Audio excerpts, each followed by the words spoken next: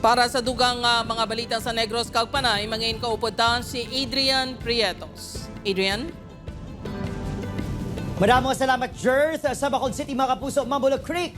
Paghahawanan na agun mapahagan-hagan ang baha sa syudad. Mga nag-aisar sa palibot sini, paghahalino. Yaring balita nga itong gintutugan. Natala na nga magpatigayin sa clearing operations ang Bacolod City LG sa palibot sang Mambulok Creek. Mismo ang outfalls ng waterways ang una nga hawanan kung sa din 50. Subong ka mga pamalay ang nahamtang.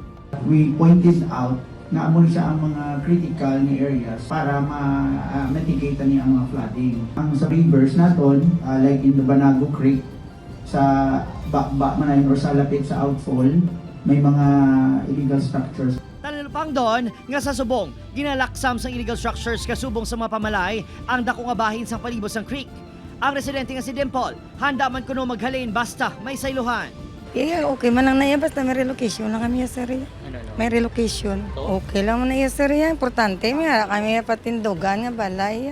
Ang iba niyang mga residente aminado nga kapila na kabeses sila ginpahalin sa lugar apang nagabalik ihapon. Nag-board lang ko diyo sa tupad namon. Tapos ang way na okay ng tanan, pwede.